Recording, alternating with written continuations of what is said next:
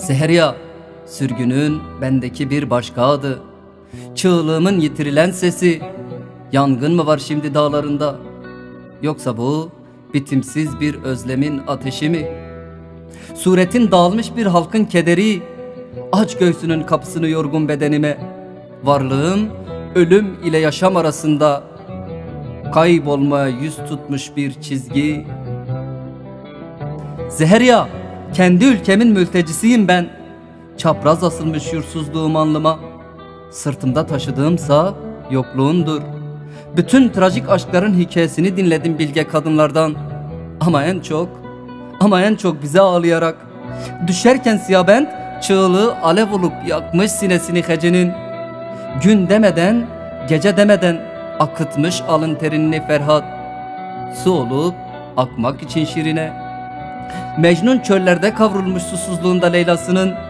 Men bir mum olup erimiş sinesinde zinin. Adule kanatlanmak olmuş kavgasında devreşin.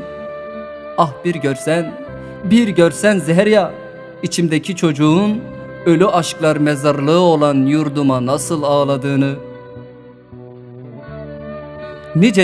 Nicedir ayrılık yollarını arşınlar adımlarım. Ellerim geçtiğim bütün istasyonlara seni yazar. Bir eşkıya hüznüyle sarılırım bıyıklarımı sarartan zehire. Bir kanardağ gibi kanarken ciğerlerim, içime çekip en derinime saklarım. Bilmesinler, görmesinler isterim Zeheriya, görmesinler seni. Kaç divan gezdim, kaç dergah geçtim sana varmak için. Cehennemi yaşadım ortasında Aden'in. Yitirdim Zeheriya, bütün güzel kentleri. Sokakları kanlı, kirletilmiş geceler bıraktılar uykusuzluklarıma. Durmadan hırpalanırken iklimlerimiz ve kurşunlanırken gülüşleri çocukların, ben bütün tanrılara sır çevirdim. Şeytana taptım, olmadı. Onu da yaktım kendi ateşinde. Gördüm Zeheriya, çocuklar yakıldı, yıkıldı köyler. Dilleri yasaklandı anaların. Uçurumlar çığlıklarına kucak açtı. Genç kızların, kadınların.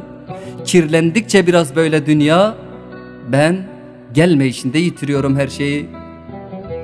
Kaç kez vuruldum, kaç kez unutuldum tarih denilen şu sayfalarda. Sırtımda ihanetin avlu hançeri. Bil Zeheriya, bil, yalnızca bir sızı değil, bir halkın katmerleşen kederidir içimdeki. Yazmadılar hiçbir tarih kitabına. Yaşamı insanlığın şafağında, kendi beşiğinde büyüten yurdumun adını. Zeheriya, tarihsiz kılınan yursuzluğumun yurdu. Halkımın kimliğimde saklı duran adı. Şimdi bir yaşam bahşet bana. Bahşet ki son bulsun Zeheriya, son bulsun kendi iç sürgünüm.